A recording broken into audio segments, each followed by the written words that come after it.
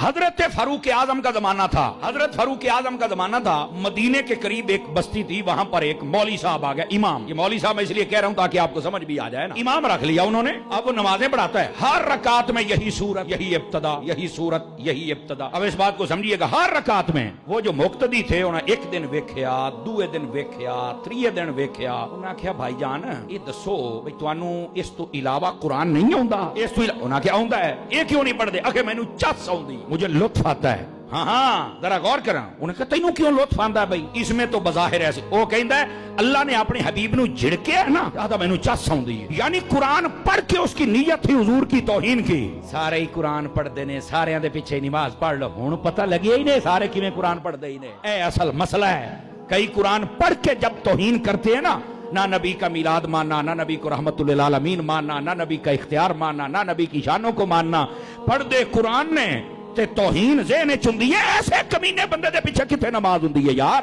اے مسئلہ ہے قرآن دے وچ پتر ہے۔ یہ جو ہمارے چند لوگ ہوتے ہیں نا چورن بیچنے والے، اے نہیں سارے ٹھیک ہوندے، قرآن ہی پڑھنا جی، او جلی تینوں نہیں پتا تے مسئلہ سیکھ لے۔ یہ بڑا شوق ہوتا ہے حلال حرام تمہیں اکٹھا کرنے کا۔ یہ جس چودھری صاحب میں، جس مار صاحب میں، راٹ صاحب میں، سیٹھ صاحب میں، دکاندار صاحب میں، تاجر صاحب میں یہ شوق ہے نا، اپنا شوق کٹ ہے، ساڈے کو لاؤنا ہی تو کھڑا ہو کے آ۔ اب ہے وہ امام، ہے بھی مدینہ شریف کے قریب، ہے بھی فاروق اعظم دا زمانہ، یقیناً اپنے آپ نو تابعی یاد ہونا ہے، سمجھ آئی نا؟ کم از کم ادھر رتبہ تے تابعی تے ہے ہی نا جی۔ حضرت فاروق اعظم نے فرمایا صادقے لے آؤ، انہاں شکایت لائی حضرت فاروق اعظم نو بھی آپ ہاتھ میں وقت ہیں، اے ساڈا مولوی ہے یہ قرآن پڑھدا، آپ نے فرمایا لے آؤ صادقے۔ امام صاحب آ گئے، آپ نے فرمایا امام صاحب بندے کہندے نے تسی اے ہی سورتاں پڑھ جا۔ ہاں جی میں ہی پڑھدا ہوں نا جی۔ یہ چورن بیچنے والے بھی توجہ فرمائیں، اور آپ حضرات تو عاشقان مصطفی آپ بھی توجہ فرمائیں۔ آپ نے فرمایا یہ کیوں پڑھتا ہے؟ کہندا مینوں چس آوندی ہے، جدوں میں پڑھنا چنگا ہویا، اللہ نے اپنے حبیب نو جڑ کے چنگا ہویا ہے، مینوں چس آوندی۔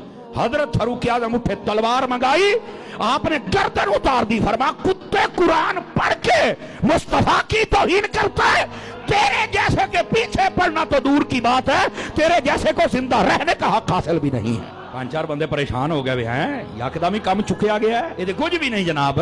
جب حضور کی بات آئے گی یہ معیار رکھنا پڑے گا، کوئی قرآن پڑھ کے بھی توہین کیوں کرے؟ تینوں نہیں سمجھ آؤں تے آپ مر ساڈے کول بہ تینوں سمجھانے آیا، مطلب کی ہے؟ اے میں کل انما انا بشر پڑھ کے اپنے ورگا بشر سمجھی بنا گولیا؟ حیا کر، اس قوم میں زہر نہ بھر۔ بتا نبی پاک صلی اللہ علیہ وآلہ وسلم بس لباس بشری پہن کے آئے ہیں، نہ ان جیسا بشر رب نے بنایا ہے، نہ ان جیسا نور رب نے بنایا ہے۔ گرامی قدر حضرات، اس بات کو آپ سمجھنے کی کوشش فرمائیں تاکہ بات ہمیں سمجھ آ سکے۔ نبی پاک صلی اللہ علیہ وآلہ وسلم آپ کی عزت و عظمت کا جو معاملہ ہے یہ بڑا حساس معاملہ ہے، یہ یاد رکھ لیجئے۔ ہمارے لوگ اس کو ایزی لے جاتے ہیں، نہیں، یہی تو اختلاف ہے اہل سنت میں اور باقی لوگوں کے اندر۔ ہم کہتے ہیں کہ نبی پاک کے بارے میں جب بات کرنی ہے تو سنبھل کے بات کرنی ہے، لوز گل نہ کریں ساڈے سامنے۔ سننا تو بڑی دور دی گل ہے، تیرے پیچھے نماز تو بڑی دور دی گل ہے، اسی تینوں ہلن بھی کوئی نہیں دینا، کسے بولنے چ نہ رویں۔ اب آپ سمجھ، اتنی غیرت بندے میں ہونی چاہیے اپنے حضور کے بارے میں، جرأت کی میں ہوئی ہے حضور دے بارے گل کرے۔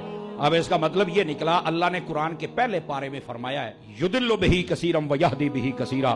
اللہ فرماتا ہے کچھ بندے قرآن پڑھ کے گمراہ ہو جاتے ہیں اور کچھ بندے قرآن پڑھ کے ہدایت پا جاتے ہیں۔ جب آپ یہ مقام پڑھیں گے تو آپ کو سمجھ آئے گی ہر بندہ قرآن پڑھ کے جی قرآن پڑھتا ہے، درس قرآن دیتا ہے، ایسا ہی ہوئے گا؟ تینوں کیا کیا ہے؟ قرآن پڑھا ایتھے مولوی جماعتاں کراؤن والے فارغ نکلے تے تو کیسا ہے؟ قرآن پڑھنا ہے نا تو انج پڑھ جویں ابو بکر نے پڑھے ہیں، انج پڑھ جویں عمر تے عثمان تے مولا علی نے پڑھے ہیں، جویں انہاں سمجھے ہے۔ انج نہیں کہ نبی پاک دی ذات دے بارے تو عیب لب تے کنڈے لب، جو نہیں فرما رہے آپ حضرات۔ اگر یہ بات ہے تو تیرا علاج ہی ہو جڑا حضرت فاروق اعظم نے فرمایا ہے۔